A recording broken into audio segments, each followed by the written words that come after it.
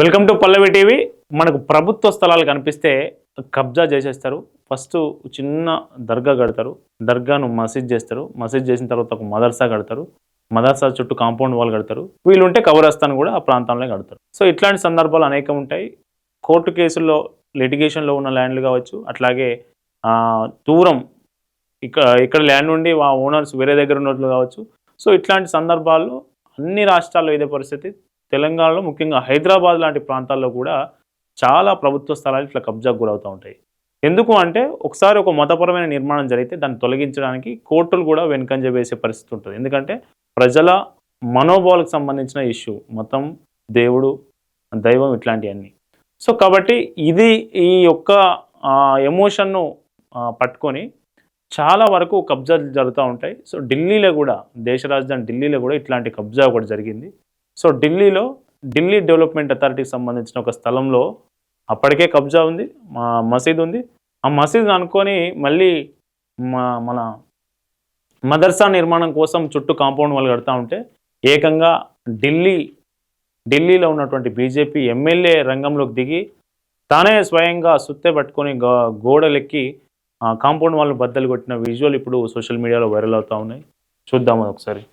Yes, ఇక్కడ సుత్తెతో గోడ పగలు కొడుతుంది కదా. ఈ గోడ ప్రతిపాదిత మదర్సా ఎక్కడైతే మదర్సా కట్టబోతా ఉన్నారు కదా, సో మదర్సాకు సంబంధించిన కాంపౌండ్ వాల్ ఇది, ఆ నిర్మాణానికి సంబంధించి. సో ఈ సుత్తె పట్టుకున్న ఈ ఎమ్మెల్యే పేరు కర్నల్ సింగ్. ఈయన బీజేపీ ఎమ్మెల్యే ఢిల్లీలో. సో ఈ ఎమ్మెల్యే 4 నెలల క్రితం అధికారులకు ఫిర్యాదు చేసిండు, ఇక్కడ మదర్సా కడుతున్నారు, ఇది ప్రభుత్వ స్థలం, ఢిల్లీ డెవలప్మెంట్ అథారిటీకి సంబంధించిన స్థలం.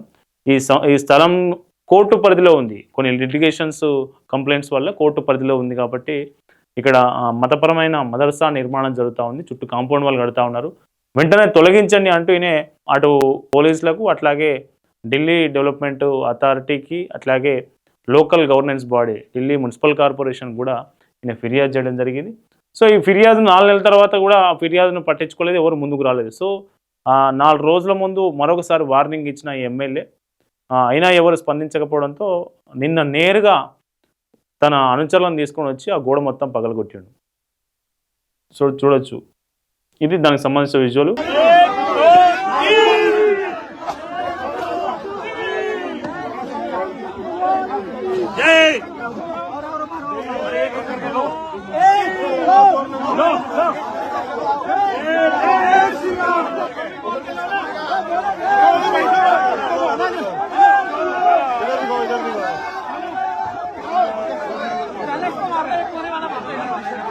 ఇది ఈ కాంపౌండ్ వాల్ చూడండి ఎంత పొడవు ఉందో.